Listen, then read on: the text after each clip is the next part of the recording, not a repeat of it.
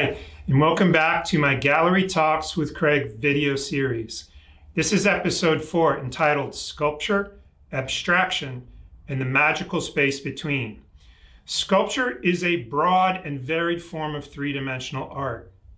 Too broad for a singular definition. I am quite simply an object maker. Prior to the 20th century, there were two main ways of thinking about and making sculpture. Subtractive, such as carving stone and wood, and additive, such as the modeling of clay, plaster, wax, etc.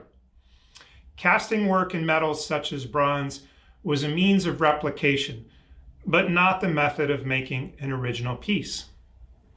Just prior to the turn of the 20th century, industrialism was born, and sculptors took note of the materials and methods of construction being used.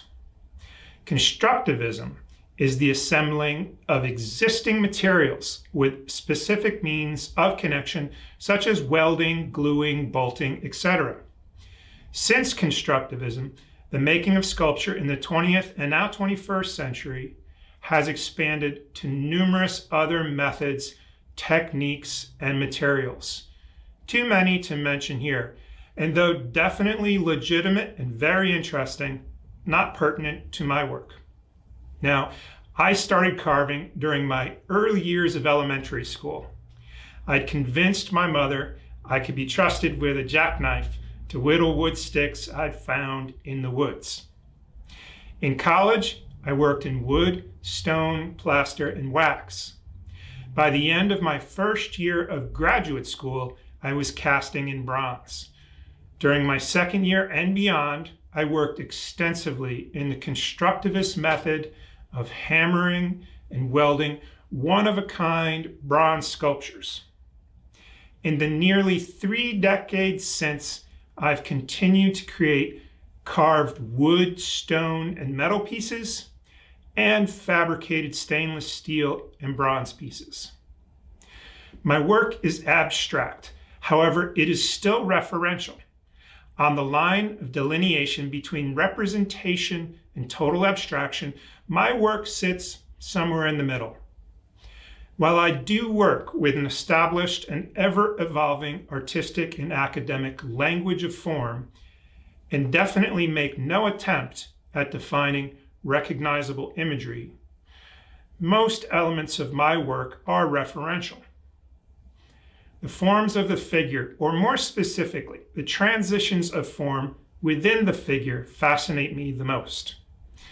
Really, all forms and patterns in nature, from the microscopic to the galactic, are fervent fodder in my work.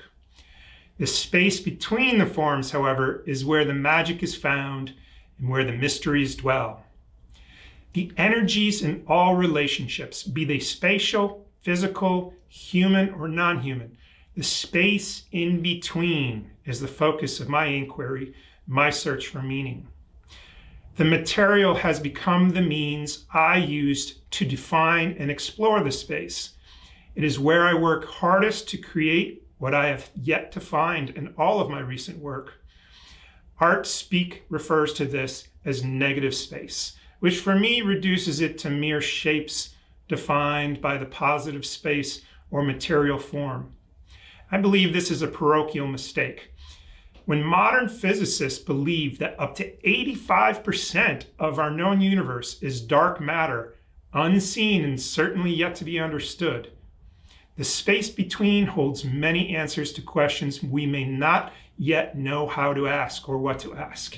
In my opinion, it is where enlightenment hides. The space between the notes gives music the rhythm that compels you to dance, that alters your mood, changing your blood pressure and heart rate.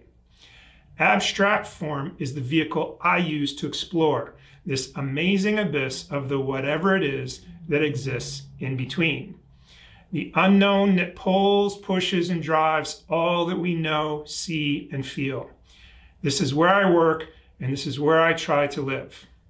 Now, for some of you, this may be getting a bit cryptic, causing some head scratching. So before I lose you, let me bring it all back to earth again with that analogy of music. Although we all have our own taste and specific styles of music, essentially we all get it and dig it. We've been surrounded by it ever since we were in the womb. It is everywhere. TV shows, commercials, movies, on the radio, in the home, elevators, stores, our cars, and all over the internet. So we are used to it and certainly not threatened by it. We are comfortable enough to express our own opinions and to have our own favorites. Well, music is simply one form of art, and all art at its core is created by arranging something. Notes in time, colors on a canvas, thoughts on a page, dancers on a stage, form in space. Humans, especially artists, are compelled to arrange things. It is what we do, and that's it. At its core, it's as simple as that. The ways of what and how we arrange tells stories, creates rhythms, inspires reactions and emotions. Arrangement is a form of communicating, a way of searching, and a way of understanding. Now, I did not invent any of this, and none of us work in a vacuum. I was merely passed a torch that I carry and desperately try to keep lit.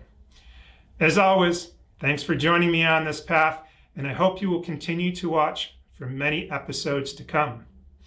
In episode 5, entitled My Early Art Influences, I will discuss where and how this all started, the 3 sculptures that caught my attention early in life, and the mentors who influenced me the most. Until next time, remember that the visual world can bring as much inspiration, invigoration, and joy as music brings to our ears. All we have to do is look.